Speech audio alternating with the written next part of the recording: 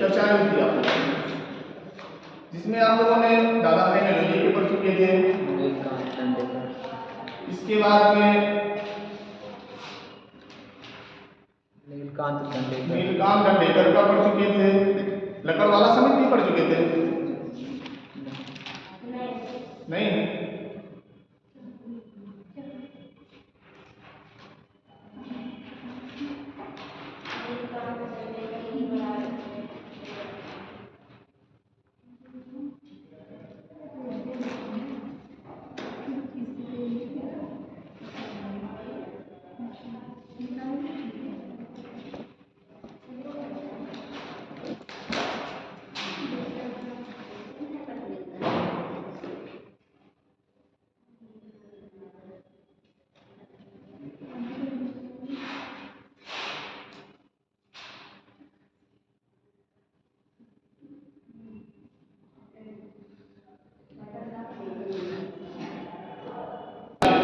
बाकी और समझते चलिए आप।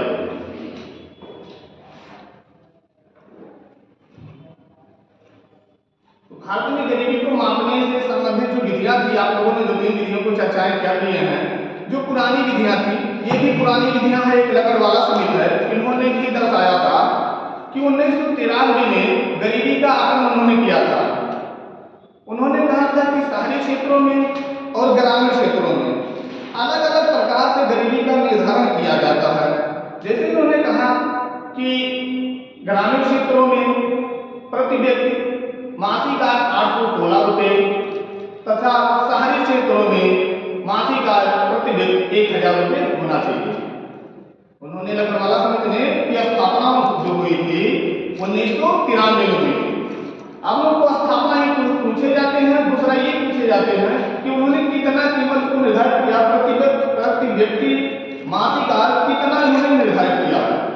तो ग्रामीण क्षेत्रों में इन्होंने 816 रुपये तथा शहरी क्षेत्रों में इन्होंने 1000 रुपये निर्धारित किए थे।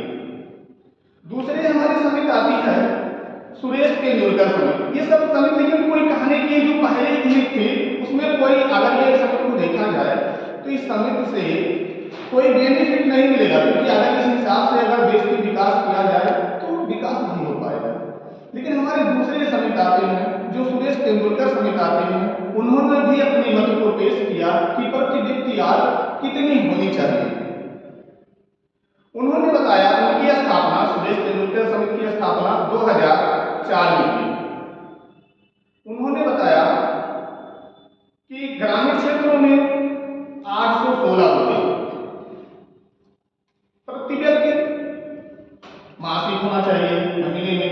लेकिन उन्होंने एक व्यक्ति का रुपए में गिनती किया, रुपए में एक दिन का इनकम कितना होता है, तो एक दिन का 27 रुपये जिस व्यक्ति का है ग्रामीण क्षेत्रों में, जिस व्यक्ति का एक दिन का इनकम 27 रुपये है वो अमीर है। उनके कहने की तात्पर्य है वो व्यक्ति अमीर है। जिनकी मासिक 816 रुपये प्रतिदिन 27 रुपये इनकम है वो व्यक्ति अमीर है। तथा शहरी क्षेत्रों में उन्होंने बताया कि जिनका 1000 रुपये प्रति माह तथा प्रतिदिन 33 रुपये वो व्यक्ति अमीर है। शहरों में वो व्यक्ति अमीर है जिसका 1000 रुपये प्रति माह हो तथा प्रतिदिन इसका 33 रुपये हो, वो व्यक्ति अमीर है। फिर हमारे अगले इन्होंने ये भी दर्शाया कि सुरेश तेंदुलकर कमेटी ये दर्शाई जो 2011-12 में गरीबी का अनुमान लगाया तो कि कितने व्यक्ति गरीब हैं। 2011-12 में उन्होंने कहा कितने व्यक्ति गरीब हैं, तो उन्होंने कहा 21.9% लोग गरीब हैं। यानी सुरेश तेंदुलकर ने 2011-12 में कितने लोगों को बताया गरीब हैं? 21.9% लोग गरीब हैं।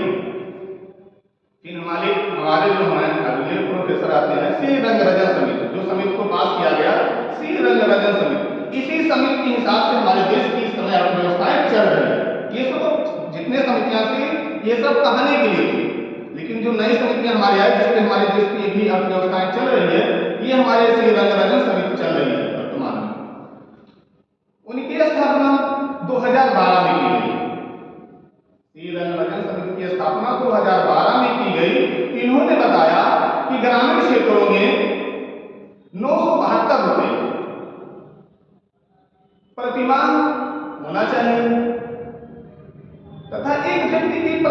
की इनकम 32 रुपए होनी चाहिए।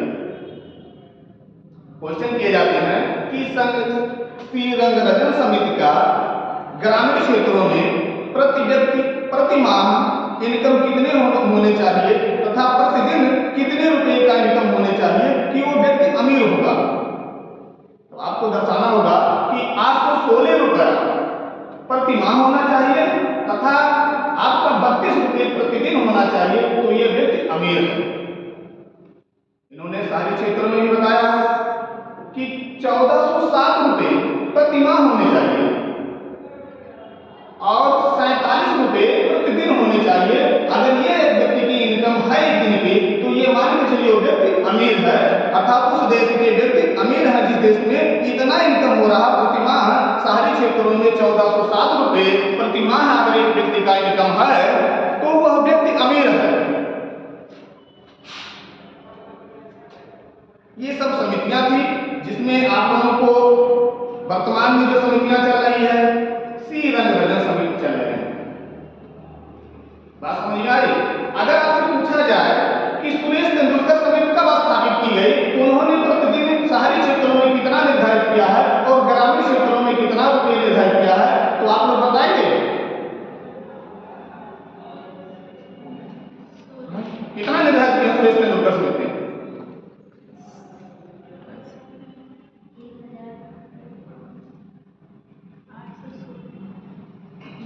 ग्रामीण क्षेत्र में कितना? 816 रुपये। शहरी में 1000। प्रतिदिन उन्होंने कितना रखा है? 32 रुपये शहरी। और ग्रामीण में ग्रामीण में कितने प्रतिदिन की हमने बात किया? प्रतिदिन एक व्यक्ति के रुपए कितना होता है, प्रतिदिन की मैं बात कर रहा हूँ। तो प्रति माह है 816 रुपये है, प्रतिदिन कितना है? अगर ऐसी कहानी आप सुनते रहेंगे तो कहानी इधर से सुनेंगे इधर से हो जाएगा। तो तैयार भी करते चलिए, अगर मेहनत कर रहे हैं आए हैं तो तैयार भी होता चलिए। नहीं, 27 रुपये। ग्रामीण क्षेत्र में सुरेश तेंदुलकर समिति का कहना है कि 816 रुपये प्रति माह तथा 27 रुपये प्रतिदिन है तथा शहरी क्षेत्रों में 1000 रुपये प्रतिदिन प्रति माह है। और प्रतिदिन कितना उन्होंने बताया है? कितना? 32 रुपये। सॉरी 33 रुपये, 32 नहीं 33 रुपये।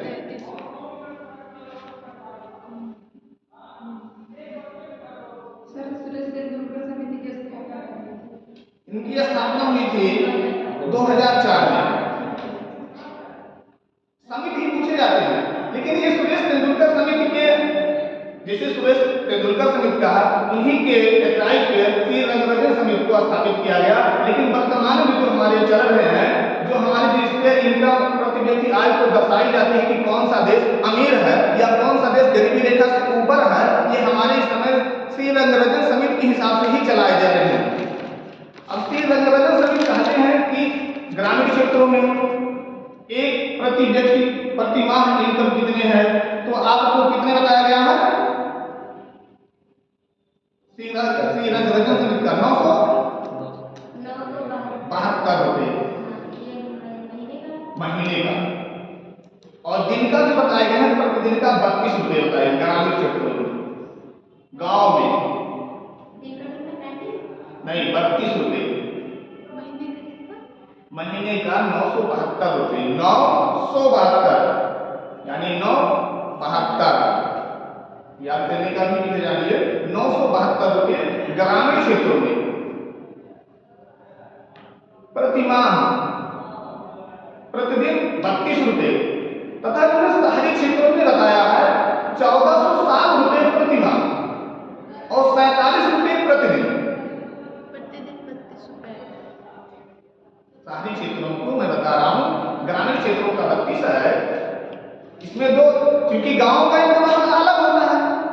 गांव का लोगों को कम पैसे में गुजारा हो जाती है, लेकिन शहरों में कम पैसे में तो गुजारा होते नहीं है। तो शहरों का इनकम जो है 1407 रुपये प्रति माह है और प्रतिदिन का 47 रुपये। जिन व्यक्ति का है, जिस देश में भारत में प्रति व्यक्ति ग्रामीण क्षेत्रों में जिनका आय 972 रुपये प्रति माह है तथा 32 रुपये प्रतिदिन का है, तो ये गरीब नहीं कहलाएंगे। सरकार यही कहती है वो व्यक्ति गरीब नहीं है। लेकिन शहरों में जो 1407 रुपये प्रति माह तथा 47 रुपये प्रतिदिन पाता है वो भी गरीब नहीं। लेकिन इससे जिसका कम होगा वो व्यक्ति गरीब कहलाएगा। उसको किसके अंतर्गत रखा जाता है? बीपीएल के अंतर्गत। बीपीएल जानते हैं ना? जो गरीब राशन कार्ड होते हैं, गरीब कार्ड होते हैं, उसे बीपीएल के अंतर्गत रखते हैं। जी, एपीएल अमीरों के लिए होता है।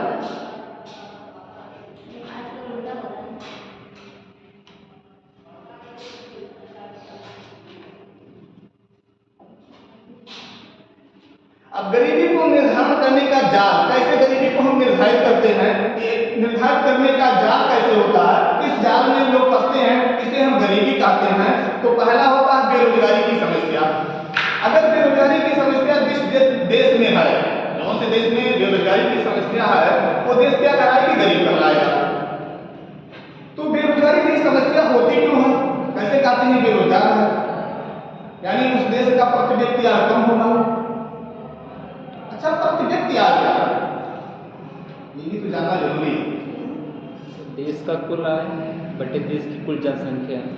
जी, ये तो निकालने की विधियां हैं कि देश की कुल आय बटे देश की कुल जनसंख्या। कुल जनसंख्या मतलब उस देश की कुल आय को और बटे उस देश की कुल जनसंख्या को गुणे 100 करके जो हम निर्धारित करते हैं वो हमारी प्रति व्यक्ति आय निकलता है।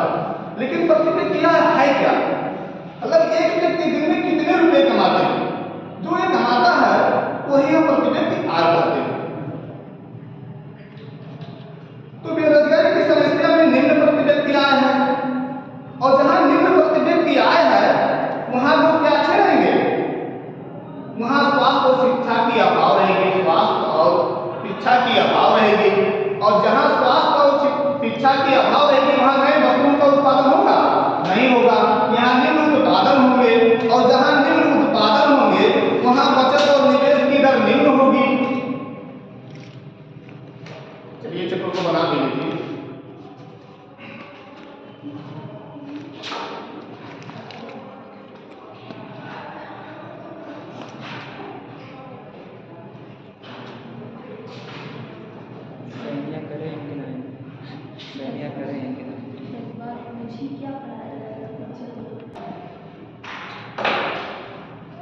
ये हमारे चक्कर है कि बेरोजगारी की समस्या जहाँ होती है वहाँ निम्न प्रति व्यक्ति आय होते हैं, और जहाँ निम्न प्रति व्यक्ति आय होते हैं वहाँ निम्न स्वास्थ्य शिक्षाएं का अभाव होता है, और जहाँ स्वास्थ्य और शिक्षा की अभाव होती है वहाँ निम्न उत्पादन होते हैं, और जहाँ निम्न उत्पादन होते हैं वहाँ बचत और निवेश निम्न होते हैं, और जहाँ बचत और निवेश निम्न होते हैं वहाँ आर्थिक समृद्धि और विकास निम्न होगा। और जहां आर्थिक विकास और समृद्धि निम्न होगा वही हमारा बेरोजगारी की समस्या है।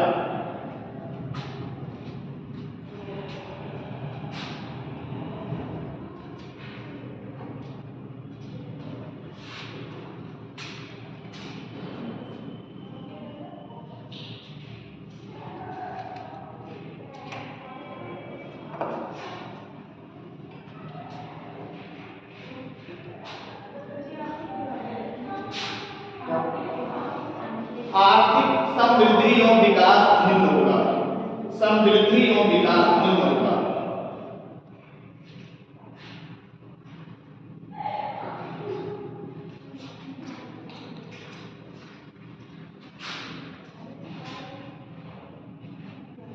चलिए ये चर्चा करें कि प्रति व्यक्ति आय क्या है। प्रति व्यक्ति हमारे देश की प्रति व्यक्ति आय कितनी है? हमारे देश की प्रति व्यक्ति आय कितनी है? मैडम तो पढ़ा चुकी, इसको बता चुकी आप लोगों को कि विकसित देश, अल्प विकसित देश, विकासशील देश, विकसित देश की आय कितनी है प्रति व्यक्ति आय, क्योंकि उन्होंने इस टॉपिक को पढ़ा चुकी है लगभग। अल्प विकसित देशों की, चलिए हम भी चर्चा इसका कर ले रहे हैं। अल्प विकसित देशों की, जो अल्प विकसित देश है, जो अभी विकास के रास्ते पे चलने की कोशिश कर रहा है, विकासशील के रास्ते पे चलने की कोशिश कर रहा है, उस देश की प्रति व्यक्ति आय अगर 1046 रुपये है श्रेणी में आता है। 1046 रुपए जिस देश की आय प्रति व्यक्ति है वो विकास की श्रेणी में आ रहा है, अर्थात वो अति विकसित कहलाएगा। तथा विकास, हमारा देश कैसा विकासशील है ना, हमारे देश की आय 1046 रुपए से 4046 रुपए,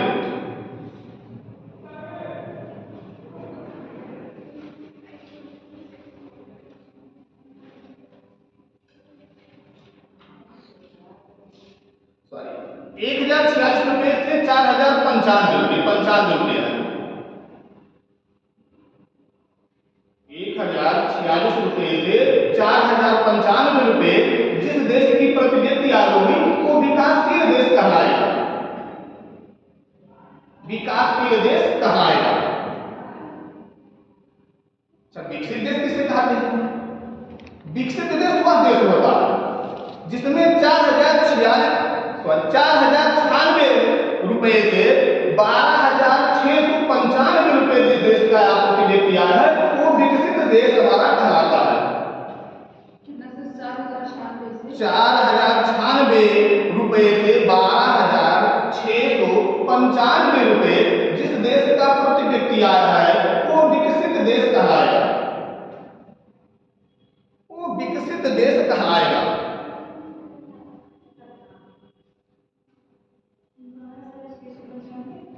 12,695 रुपए जिस देश की प्रति व्यक्ति आय है वो विकसित देश कहलाएगा।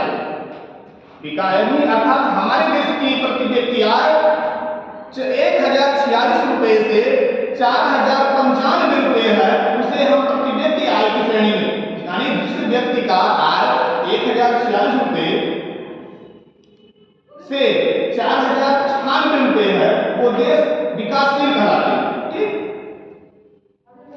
अर्थात उनकी प्रति व्यक्ति आय कितनी होनी चाहिए, तो हमारा देश यानी प्रति व्यक्ति आय, इसी को हम कहते हैं कि एक व्यक्ति का एक महीने का या एक दिन का इनकम जितना रुपए होते हैं 1046 रुपए से अगर ऊपर है, मंथली महीने का इनकम 1046 रुपए से ऊपर है तो उसका प्रति व्यक्ति आय अर्थात 1046 रुपए होंगे तो ये विकसित देश नहीं विकासशील देश की श्रेणी में आएगा। लेकिन विकसित देश की श्रेणी में वो आता है जिसकी प्रति व्यक्ति आय 4095 रुपए उससे कम ऊपर होती है, अर्थात 12,695 रुपए जिस देश की प्रति व्यक्ति आय वो विकसित देश है। तथा जो देश की प्रति व्यक्ति आय 1046 रुपए से 4095 रुपए है वो विकासशील देश कहलाता है। तथा 1046 रुपए से कम आय के व्यक्ति को अल्प विकसित देश कहलाते हैं। बात समझ में आई?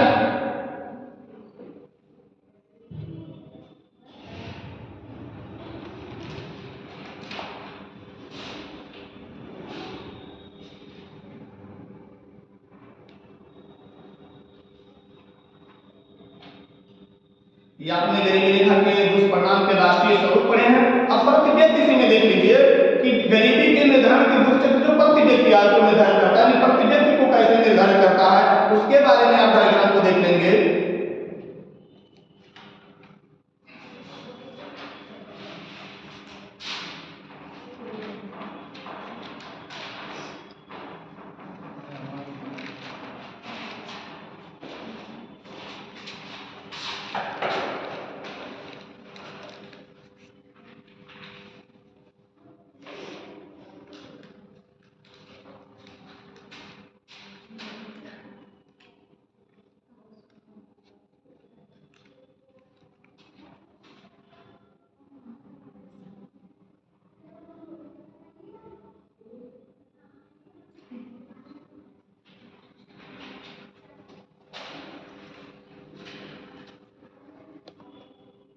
बच्चों के पालन पोषण में कमी, यानी जो जहाँ पे जिस देश में बच्चों के पालन पोषण में कमी होता है वो देश क्या कहलाता है? गरीब कहलाता है। और जहाँ पालन पोषण में कमी होती है वहाँ बेहतर शिक्षा, खान पान तथा शिक्षा का अभाव होता है। और जहाँ खान पान शिक्षा का अभाव होता है वहाँ अच्छे कौशल का विकास नहीं हो पाता, यानी नए नए तकनीकों का सीख नहीं मिलते, नई चीजों की जानकारियां नहीं मिलती। और जहाँ नई चीजों की जानकारियां नहीं मिलती, तकनीकी शिक्षा नहीं मिलते, यहाँ रोजगार प्राप्त परेशानी होती है वहाँ गरीबी का स्तर तोड़ने में परेशानी होगा, और जहाँ गरीबी का स्तर तोड़ने में परेशानी होगा वहाँ परिवार में गरीबी होगी।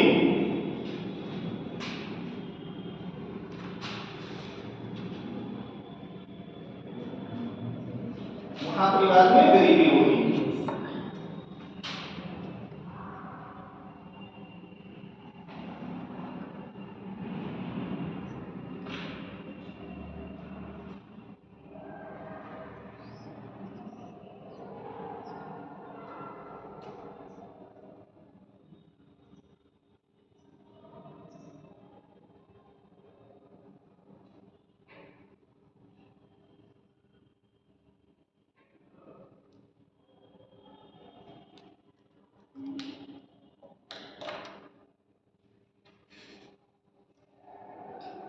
ये सब हमारी विधियां थी गरीबी की, लेकिन अब गरीबी दूर कैसे किया जाए? सरकार ने सोचा गरीबी दूर करने के लिए कोई उपाय करना चाहिए।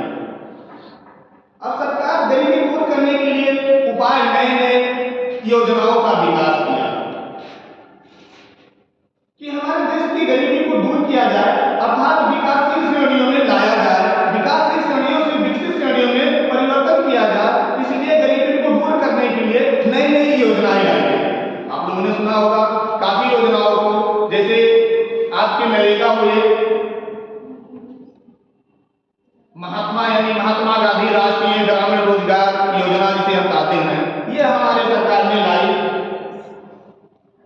कि देश के व्यक्तियों को काम करने के लिए कोई योजना लाया जाए जिससे व्यक्ति काम करे और पैसे प्राप्त करे। तो आप लिखेंगे, मतलब समझेंगे, इसमें लिखने की बात को छोड़ दीजिए, इसमें समझेंगे कि महात्मा गांधी राष्ट्रीय ग्रामीण गारंटी योजना का स्थापना कब हुआ और इसके माध्यम से कैसे देश का विकास किया गया।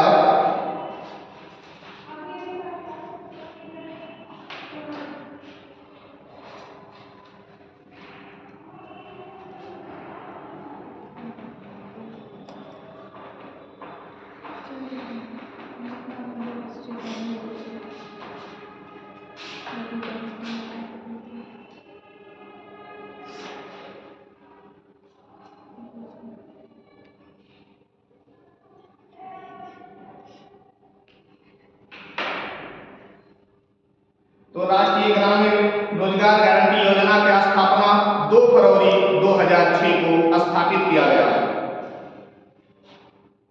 ये स्थापना आंध्र प्रदेश के अनंतपुरा जिले के बदनपल्ली ग्राम में किया गया। आंध्र प्रदेश के ये 2006 को आंध्र प्रदेश के अनंतपुरा जिले के बदनपल्ली ग्राम में स्थापित किया गया।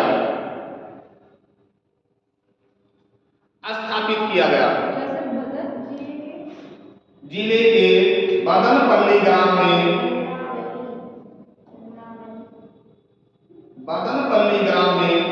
स्थापित किया गया। मतलब इसकी स्थापना शुरू में नरेगा, जो हमारे राष्ट्रीय ग्रामीण गारंटी योजना जो चलाई गई, सबसे पहले आंध्र प्रदेश के अनंतपुरा जिले के बदनपल्ली ग्राम से चालू की गई। इसमें प्रति व्यक्ति 1 दिन का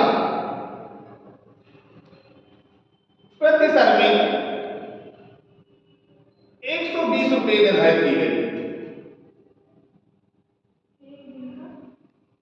120 रुपये निर्धारित की गई।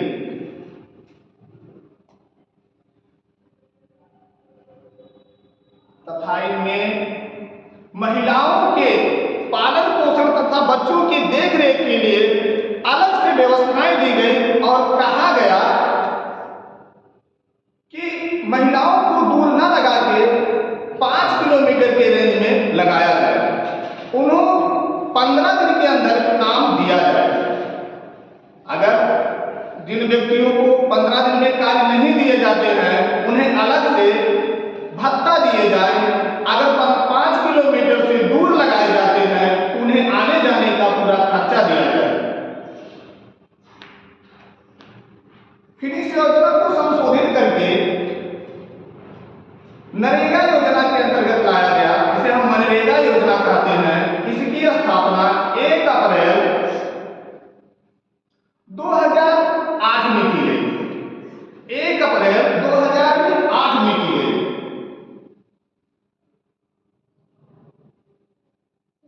2006 में स्टार्ट हुआ था, ये क्या? ये हमारे थे राष्ट्रीय ग्रामीण रोजगार नरेगा, जिसे नरेगा पहले कहते थे, उसको परिवर्तन करके मनरेगा में लाया गया, जिसे मनरेगा कहने लगे। मनरेगा की स्थापना हमारे 1 अप्रैल 2008 को निर्धारित किया गया, जो 640 जिलों में इसकी स्थापना की गई।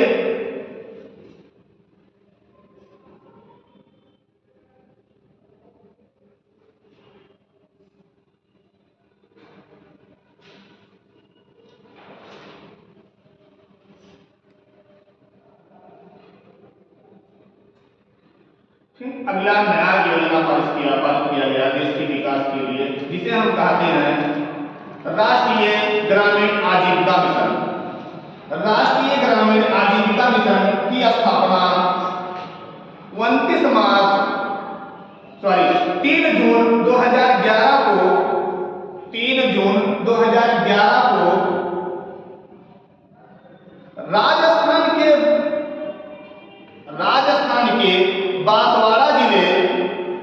राजस्थान के बांसवाड़ा जिले से किया गया।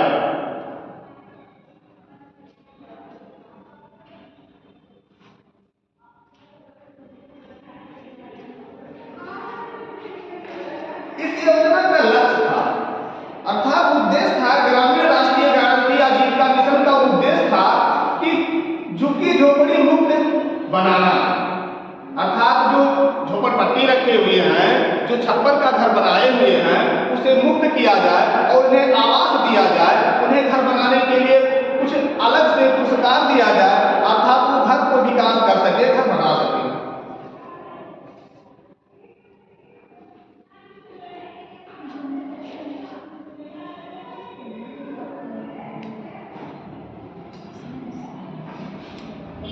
फिर सरकार ने अगला नया योजना पारित किया, प्रधानमंत्री आवास योजना।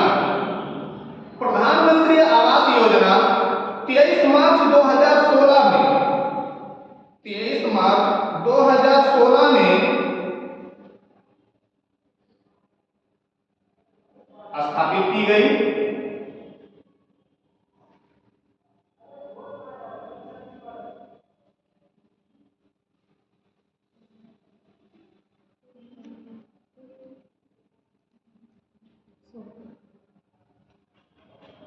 अगली योजना है स्वर्ण जयंती ग्राम स्वरोजगार योजना। 1 अप्रैल 1999 को प्रारंभ हुई। यह योजना गांव में रहने वाले स्वर्ण जयंती ग्राम स्वरोजगार योजना 1 अप्रैल 1999 को प्रारंभ किया गया। 1 अप्रैल 1999 को प्रारंभ किया गया।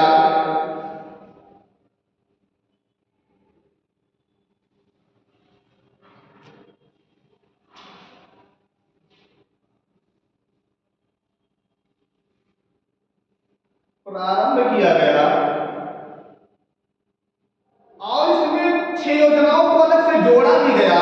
ये 6 योजनाएं हैं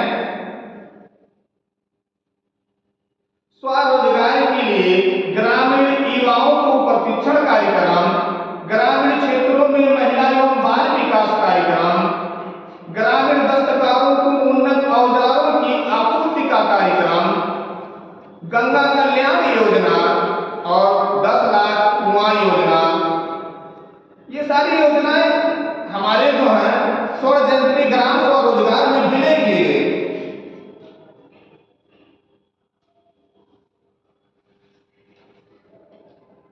अगली योजना है स्वर्ण जयंती शहरी रोजगार योजना, यानी शहरों का विकास कैसे किया जाए। सरकार ने देखा शहर की विकास कैसे किया जाए, तो इसके लिए अलग से योजना चलाई, जिसे हम कहते हैं स्वर्ण जयंती शहरी रोजगार योजना। इसकी स्थापना 1 दिसंबर 1997 को की गई। 1 दिसंबर 1997 को की गई। इसका उद्देश्य था शहरी निर्धनों को रोजगार देना, शहरी निर्धनों को रोजगार देना तथा वित्तीय सहायता देना, रोजगार देना तथा वित्तीय सहायता देना।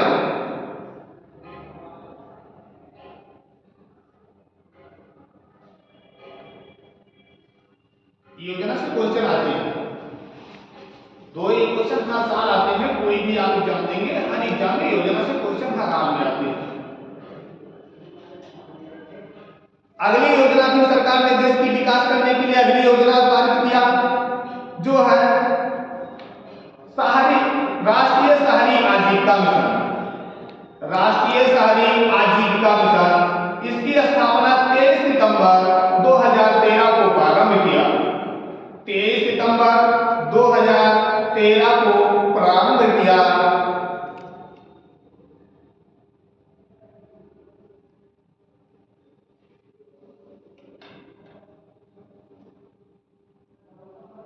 अगली योजना प्रधानमंत्री रोजगार सृजन कार्यक्रम पारित किया गया। प्रधानमंत्री रोजगार सृजन कार्यक्रम की स्थापना 15 अगस्त 2008 से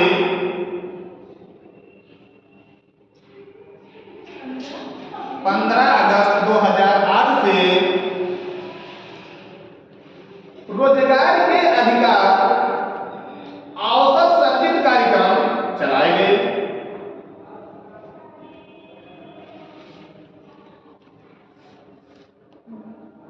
फिर सरकार ने सोचा कि योजनाओं को पास करते हुए हमारे देश की विकास नहीं हो पा रही है, तो ऐसा देश की विकास करने के लिए कोई शिक्षक मतलब तकनीकी नीति को पास किया जाए। तकनीकी नीति को पास करने के लिए नई योजना सरकार लाई। ये योजना है प्रवासी कौशल विकास योजना। प्रवासी कौशल विकास योजना जो 8 जनवरी 2017 को लाया गया। 8 जनवरी 2017 को लाया गया।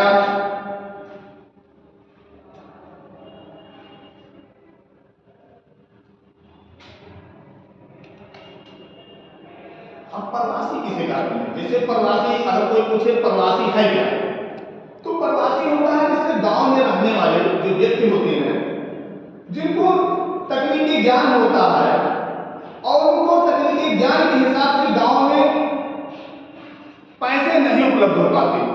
जैसे मान लीजिए अच्छे डॉक्टर हैं, अच्छे शिक्षक हैं, अच्छे इंजीनियर हैं, गांव में रह रहे हैं, उनको गांव में रहने के हिसाब से अच्छी सैलरी नहीं मिल पा रही है, तो ये शहरों में पलायन करते हैं। शहरों में जो पलायन करते हैं उसके लिए सरकार अगर अच्छी व्यवस्था देती है तो ठीक है, नहीं तो उसके लिए अलग अलग व्यवस्थाएं करके जो शिक्षित होते हैं, जो निवास करके अपना जीविकोपार्जन करते हैं, इसे हम प्रवासी कहते हैं। एक स्थान से दूसरे स्थान में परिवर्तित होना, यानी गांव से शहरों में परिवर्तित होना।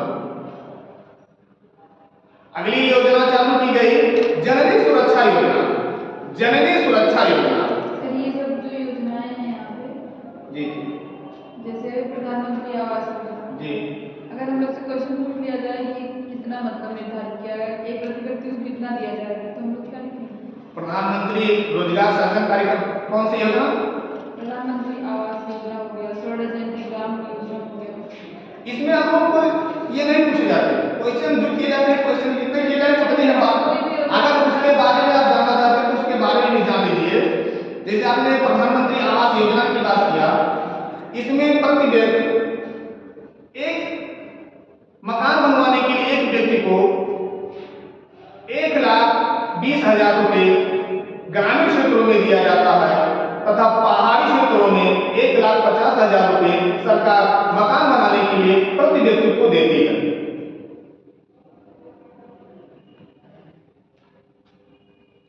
लेकिन ये क्वेश्चन यहाँ तक जहां तक क्वेश्चन किए जाते हैं उतने हम आपको, क्योंकि अब विस्तार में जब हम जाने लगते हैं तो आप लोग को उगने लगते हैं सीट को, कि समझ में नहीं आ रही है।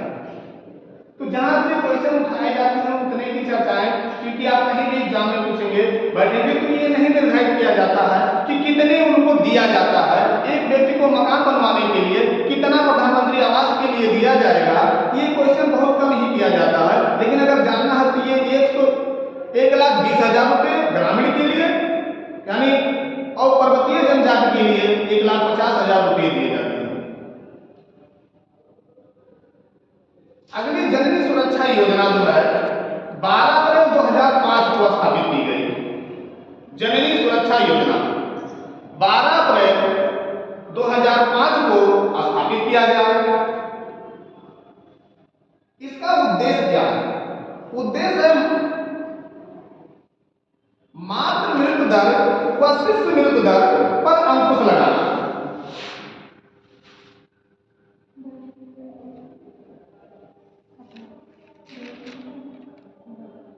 मातृ मृत्यु दर व शिशु मृत्यु दर पर अंकुश लगाकर गर्भवती महिलाओं के हितों का संरक्षण करना। 40 जननी योजना के तहत गर्भवती महिलाओं को 5,000 रुपए सरकार पौष्टिक आहार करने के लिए शुल्क देती है।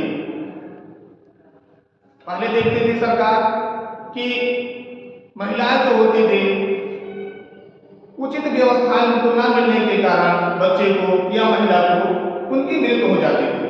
तो सरकार ने योजना पारित किया कि जो महिलाएं गर्भवती महिलाएं होती हैं उनके लिए अलग से व्यवस्था की जाए खान पान के लिए, ताकि उनकी जीविका अच्छी तरीके से चल सके।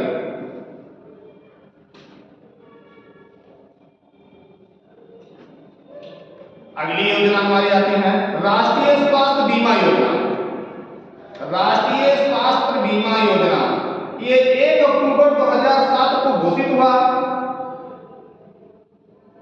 1 अक्टूबर 2007 को घोषित हुआ तथा 1 अप्रैल 2008 से प्रचलित हुआ। घोषणा इसकी की गई 1 अक्टूबर 2007 को तथा इसको कार्य करने का 1 अप्रैल 2008 से लाया गया। 2008 से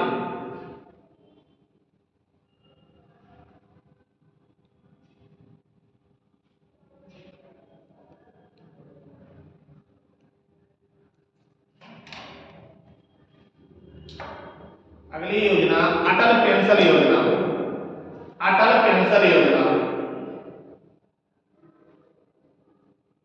अटल पेंशन योजना 1 जून 2015 को स्थापित किया गया।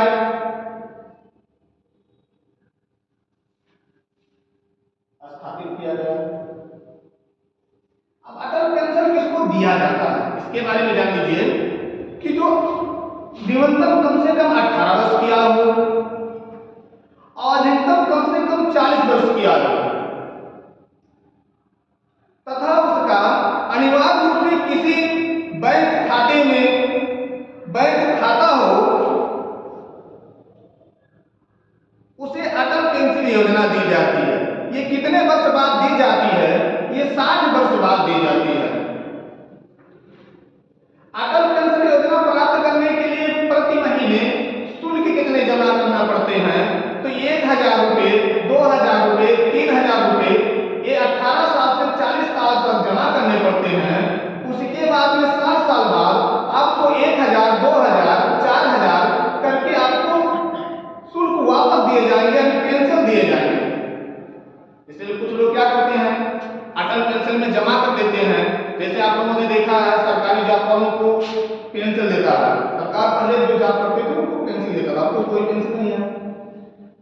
तो ये सुविधाएं कि जिसे हम जानते हैं कि अभी हमारी जीविकाएं चल रही है, हम कमा रहे हैं अच्छे पैसे, तो हम करते हैं अटल पेंशन योजना में खाता जो बैंक में खुलवाए रहते हैं, अटल पेंशन योजना ले लेते हैं।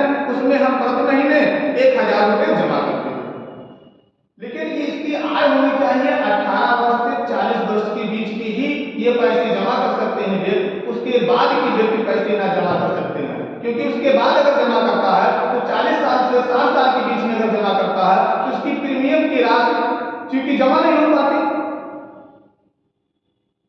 तो सरकार ने कहा 18 से 40 वर्ष के जो व्यक्ति हैं वो खाता में अटल पेंशन योजना लेने के लिए इसमें खाते से पैसे कटवाना शुरू करें।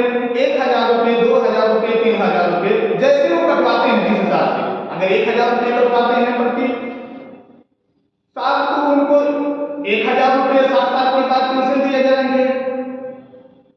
अगर 2,000 रुपए कटवाते हैं तो उनको 2,000 पेंशन दिए जाएंगे।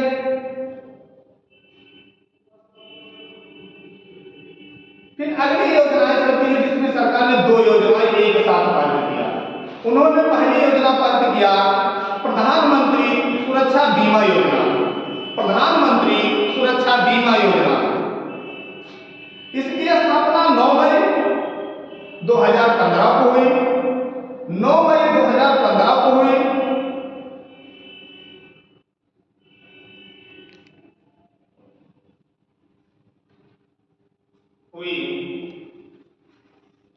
अब इस योजना का लाभ कौन व्यक्ति ले पाता है? इस योजना का वही व्यक्ति लाभ ले पाता है जो 18 से 70 साल तक हो, यानी 18 से 70 साल के बीच में हो, लेकिन वो साल में 12 रुपए प्रीमियम जमा करता हो। साल के 12 रुपए प्रीमियम जमा करता हो। प्रीमियम का मतलब वो साल के 12 रुपए वो अपने खाते से पैसे को कटवाता हो, वह स्वयं अपने खाते में 12 रुपए इस योजना लेने के लिए जमा करता हो। तो उसे मिलता कितना है और ये मिलता कैसे है? यानी ये मिलने का तात्पर्य उस दौरान 18 से 70 साल के बीच के दौरान जब आप इस योजना का लाभ लेते हैं, यानी 12 रुपए हर साल जमा करते हैं, तो मान लीजिए अचानक आपकी कोई दुर्घटना घटती है। अगर आपकी दुर्घटना घट गई, मान लीजिए आपकी पैर टूट गए, हाथ टूट गए, उस दौरान आपको सरकार इसमें 1 लाख रुपए देती है। लेकिन अगर मृत्यु होने पर जो इस योजना का लिया है, अगर उसकी मृत्यु हो जाती है तो उसके परिवार को जीविकोपार्जन के लिए 2 लाख रुपए दिए जाते हैं।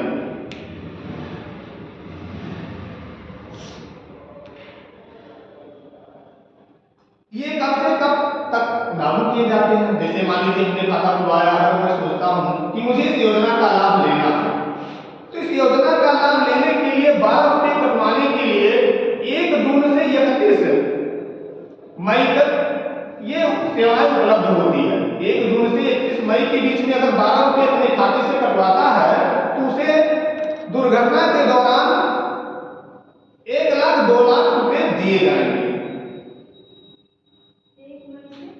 1 जून से 31 मई, 1 जून से 31 मई के बीच।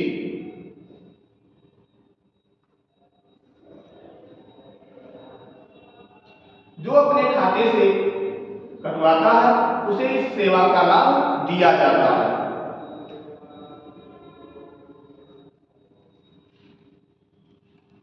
इसी दौरान कोई दूसरी योजना प्रधानमंत्री जीवन ज्योति योजना। प्रधानमंत्री जीवन ज्योति योजना जो 9 मई 2015 को लाया गया। 9 मई 2015 को लाया गया।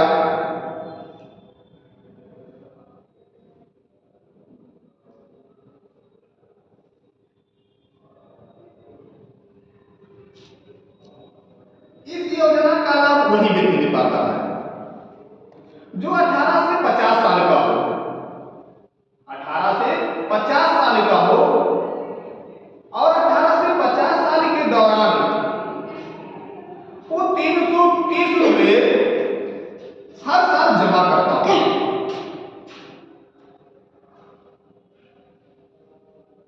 जमा करता हो तो उस व्यक्ति को, यानी 18 साल का से 50 साल के बीच का हो और 330 रुपए प्रतिवार्षिक जमा करता हो, तो उसे 2 लाख रुपए दिए जाएंगे।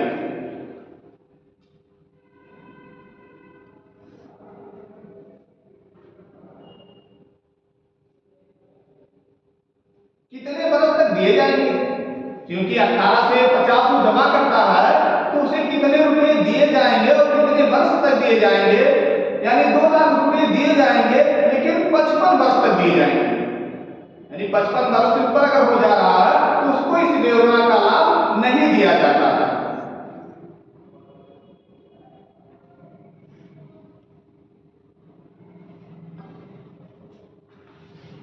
अगली योजनाएं हमारी बात होती हैं इंदिरा गांधी राष्ट्रीय विधवा पेंशन योजना। इंदिरा गांधी राष्ट्रीय विधवा पेंशन योजना 16 फरवरी 2009 को स्थापित किया गया।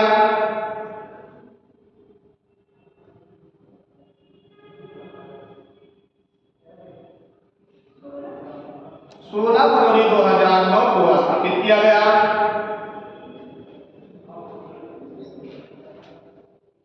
लेकिन इस योजना का लाभ वही विधवा ले सकती है जिसकी आज 40 वर्ष से 79 वर्ष के बीच में हो। 40 वर्ष से 79 वर्ष के बीच में हो। 79 वर्ष के बीच में हो और ये बीपीएल महिलाएं यानी गरीब महिलाएं, तो उन्हें सरकार 500 रुपए प्रति माह देती है। 500 रुपए प्रति माह देती है। बीपीएल महिलाओं को 500 रुपए प्रति माह सरकार देती है।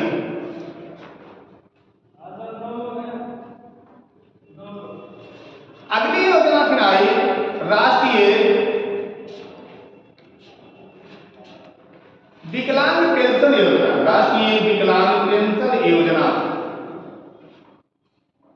ये 16 फरवरी 2009 को 16 फरवरी 2009 को आई।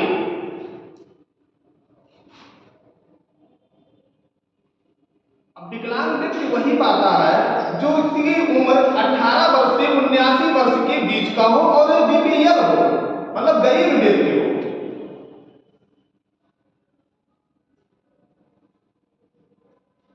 उसे पहले 500 रुपये दिए जाते थे, लेकिन वर्तमान में 1500 रुपये प्रति माह दिए जाते हैं। 500 रुपये पहले प्रति माह दिए जाते थे, वर्तमान में 1500 रुपये प्रति माह दिए जाते हैं।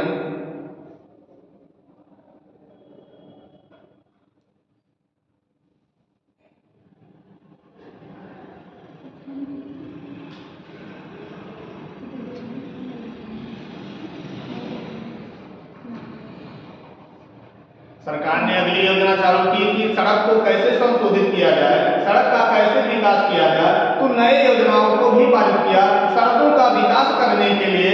तो उन्होंने प्रधानमंत्री ग्राम सड़क योजना चालू किया। प्रधानमंत्री ग्राम सड़क योजना चालू किया, जिसकी स्थापना 25 दिसंबर 2000 को हुई। 25 दिसंबर 2000 को हुई।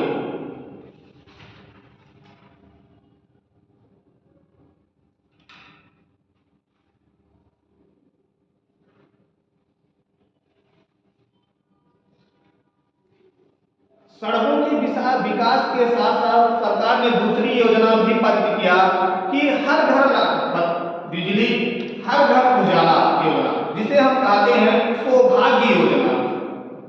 सौभाग्य योजना, सौभाग्य योजना की स्थापना 25 सितंबर 2017 को प्रधानमंत्री नरेंद्र मोदी के द्वारा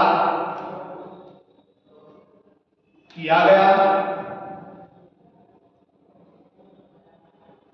प्रधानमंत्री श्री नरेंद्र मोदी के द्वारा किया गया। इसका उद्देश्य था हर घर बिजली, हर घर उजाला।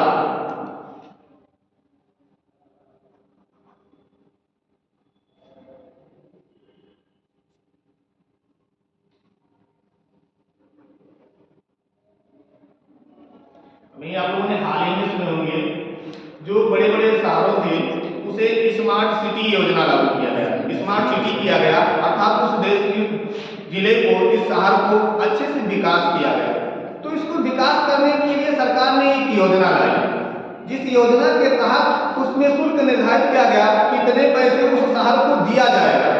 इसकी स्थापना लिखी गई। स्मार्ट सिटी योजना की स्थापना कब की गई? स्मार्ट सिटी योजना की स्थापना 25 जून 2015 को, 25 जून 2015 को प्रधानमंत्री श्री नरेंद्र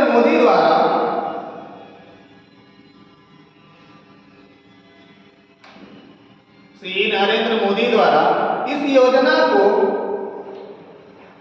स्थापित किया गया।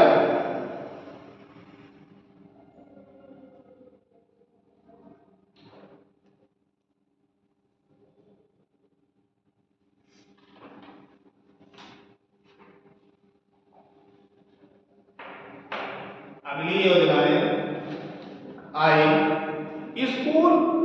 स्कूली बच्चों को मध्याह्न भोजन कार्यक्रम कब पारित किए गए? स्कूली बच्चों को मध्याह्न भोजन कब पारित किए गए? उसकी स्थापना 15 अगस्त 1995 को किया गया। 15 अगस्त 1995 को किया गया।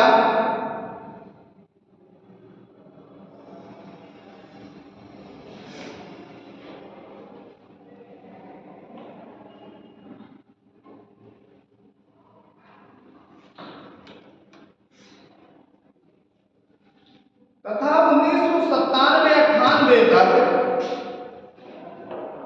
इसे पूरे देश में के ब्लॉकों में लागू किया गया। इसे पूरे देश के ब्लॉकों में लागू किया गया।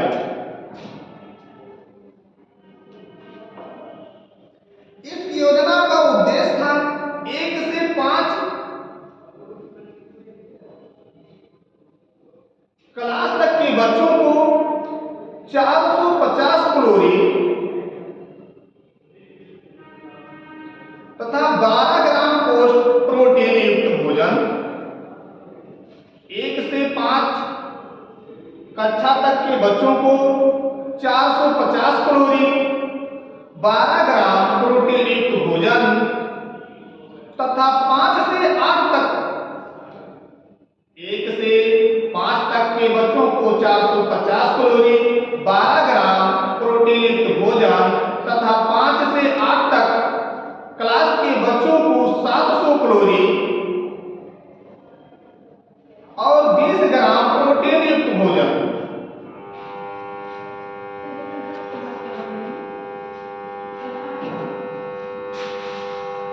क्या 750 कैलोरी, 450 कैलोरी, 12 ग्राम प्रोटीन युक्त भोजन तथा 5 से 8 कक्षा तक के बच्चों को, 5 से 8 कक्षा तक के बच्चों को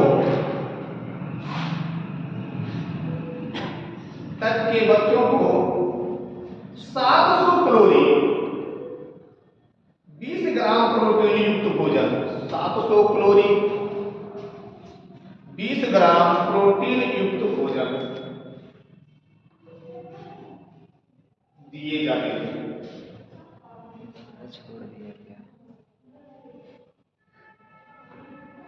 इसे मिड डे मील कहते हैं। आप लोग ये मिड डे मील में भोजन किए होंगे कि नहीं किए? नहीं किए? किए? अच्छे भोजन बनते हैं। खिचड़ी बनते हैं? नहीं, अच्छे भोजन बनते हैं।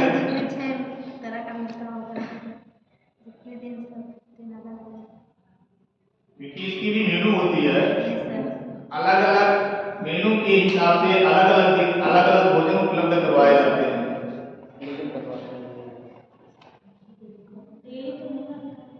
क्या हुआ? क्या बोले? मतलब सर डेली बनते हैं। जो नियम है सर वो फॉलो नहीं करते हैं। अभी ग्रामीण इलाकों में जो नियम सूचीबद्ध है सर उसका फॉलो नहीं करते। नहीं, ऐसा नहीं है। सारे विद्यालयों में ये नियम को फॉलो होते हैं। इस समय तो सारे विद्यालयों में नियम को फॉलो होते हैं। अगर नियम फॉलो नहीं होंगे तो शायद इस विद्यालय के व्यवस्थापक को तलब कर लिया जाएगा। उसीलिए मेनू के हिसाब से ही कार्य करने हो, या तो अति पिछड़ा इलाका हो जहां कोई जानता ना हो और उसके बारे में लोग सरकार को बताते ना हो। अगर लोग सरकार को बताते होंगे तो शायद ऐसा कंडीशन ना चलते होंगे। मेनू के हिसाब से ही भोजन उपलब्ध करवाने पड़ते हैं। बशर्ते अच्छा करवाते हैं या गलत करवाते हैं ये तो उनकी मंशा है, लेकिन भोजन उनको मेनू के हिसाब से ही करवाने पड़ते हैं।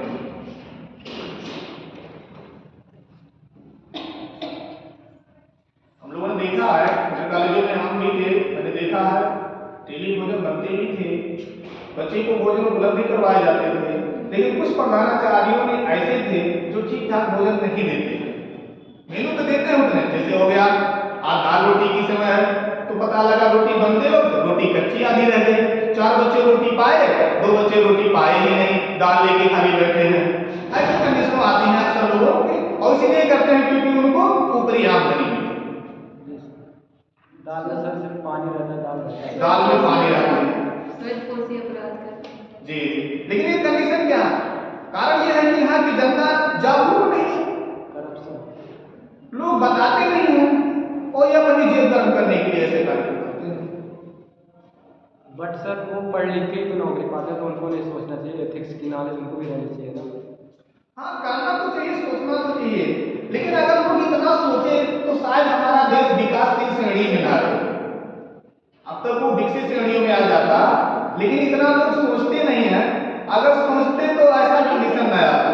अगर हम लोग ये जागरूक ही ऐसे हो जाएं तो इसका कंडीशन ऐसा आएगा ही नहीं।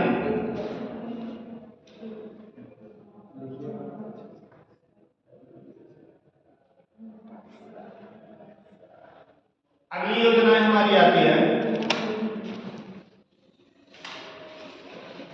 सर्व शिक्षा अभियान योजना। सरकार ने भी चालू किया है सर्व शिक्षा अभियान योजना, जिसकी स्थापना 2001 में हुई थी।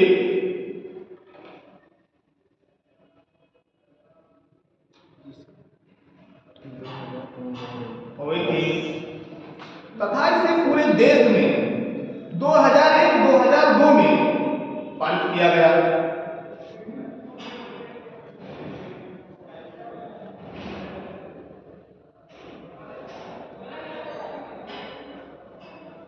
अब इस योजना का लाभ किनको मिलता है? 6 से 14 वर्ष के सभी बच्चों को कक्षा 1 से 8 तक निःशुल्क शिक्षा दी जाती है।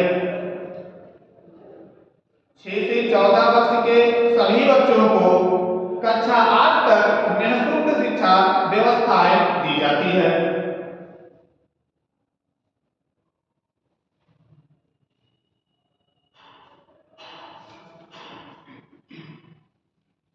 इसमें केंद्र सरकार और राज्य सरकार की योगदान कितना है?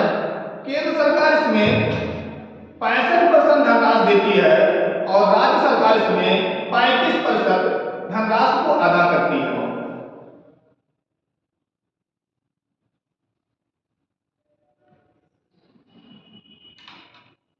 धनराशि को अदा करती है।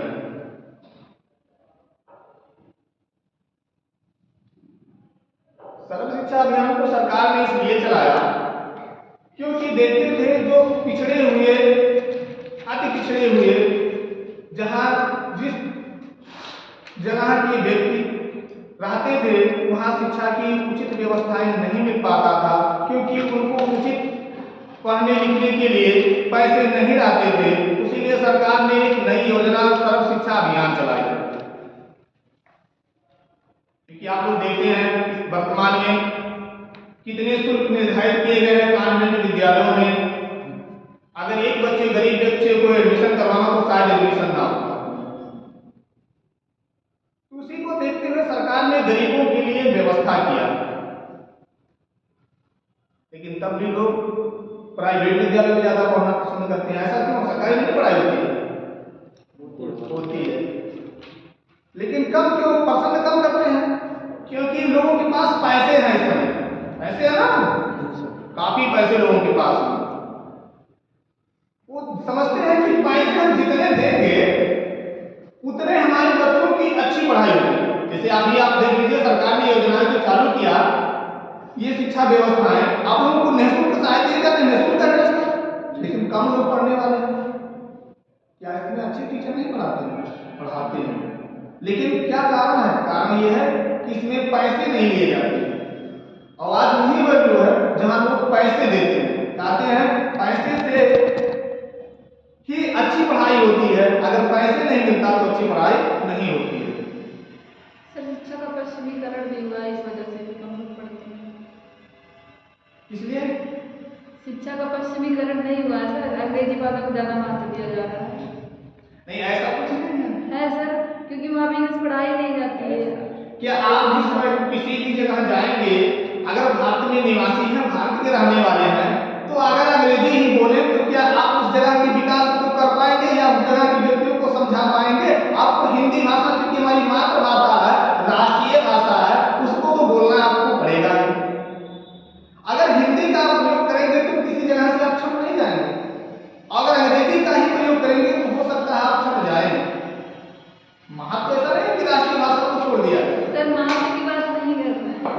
बात कर रहे हैं, उसकी वैल्यू ज्यादा है। पहले की बात है, जैसे आजकल लोग दे रहे हैं मानते ना इंग्लिश महत्व दे रहे हैं, वही तो मैं भी कह रहा हूँ, लोग महत्व दे रहे हैं इंग्लिश को।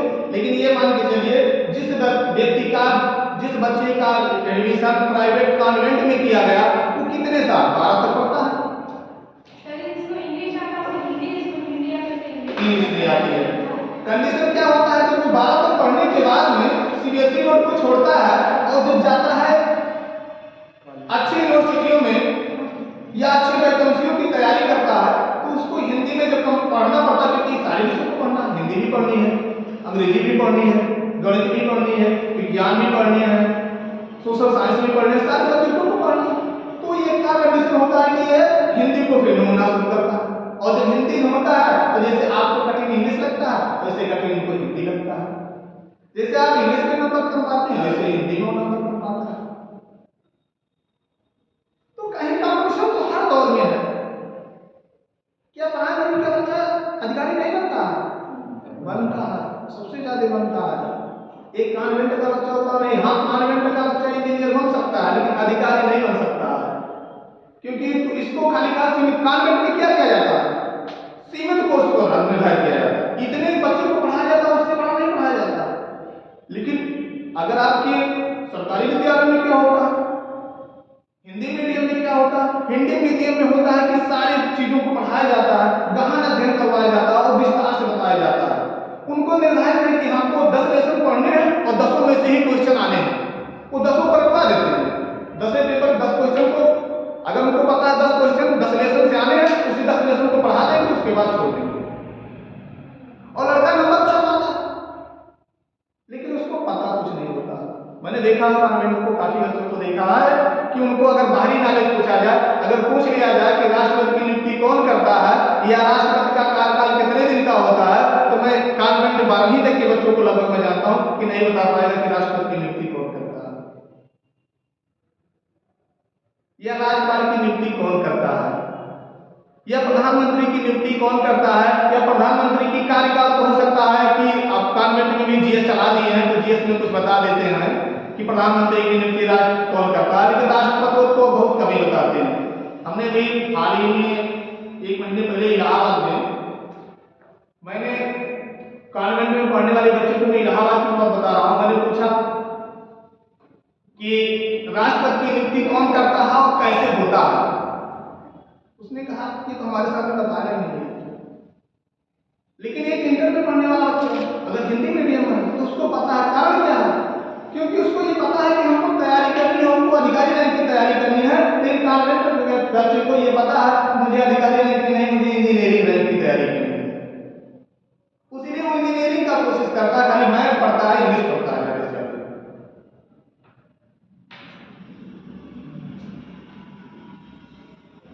अगली योजना हमारी प्रधानमंत्री उज्ज्वला योजना चालू हुई। प्रधानमंत्री उज्ज्वला योजना, प्रधानमंत्री उज्ज्वला योजना 1 मई 2016 को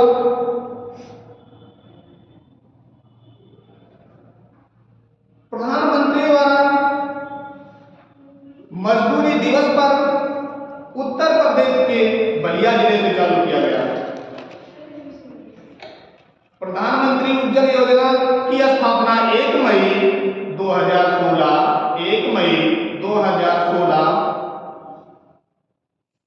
प्रधानमंत्री द्वारा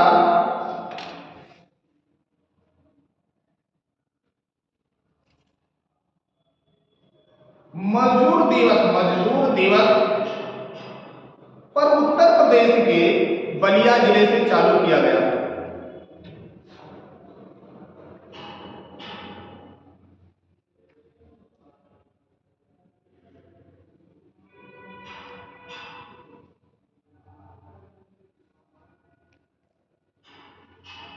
इस योजना को लाभ किसे दिया जाता है? इस योजना को लाभ बीपीएल परिवार, महिला बीपीएल परिवार को दिया जाता है। इस योजना के तहत गैस कनेक्शन दिए जाते हैं, उनको गैस रेगुलेटर फ्री सुविधाएं दी जाती है, उनसे कोई चार्ज नहीं लिया जाता है। लेकिन दिया किसको जाता है? महिला को, सारी महिलाओं को नहीं दिया जाता है, ऐसा नहीं। किसको दिया जाता है? बीपीएल महिला। लेकिन बीपीएल महिला में क्या सारे महिलाओं को मिल जाएगा? नहीं, इसमें जिसके घर गैस कनेक्शन है उसको नहीं मिलेगा। अगर उसके घर गैस कनेक्शन पहले से है तो उस महिला को गैस कनेक्शन की सुविधा नहीं दी जाएगी। जिसके घर गैस कनेक्शन की सुविधा नहीं है उस घर की महिला को गैस कनेक्शन की सुविधा दी जाएगी। अगर उसके राशन कार्ड में किसी भी व्यक्ति को किसी भी महिला के नाम से या किसी भी व्यक्ति के नाम से अगर गैस कनेक्शन है उस महिला को गैस कनेक्शन की सुविधा नहीं दी जाएगी। गैस कनेक्शन की सुविधा उसी महिला को दी जाती है जिसके घर में गैस कनेक्शन की सुविधा पहले ना हो और ये बीपीएल परिवार से हो, उसे गैस कनेक्शन की सुविधा दी जाती है, केवल महिला वर्ग को। ये हमारी योजनाएं थे। अगला हमारे चालू होते हैं इसके बाद में बेरोजगारी, गरीबी समाप्त हो जाते हैं और बेरोजगारी शुरू होते हैं।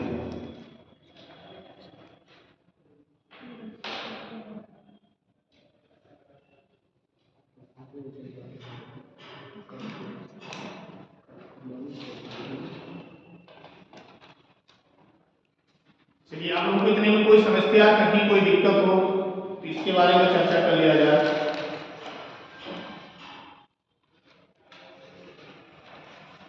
जो नहीं समझ में आया हो या कहीं कोई दिक्कत हो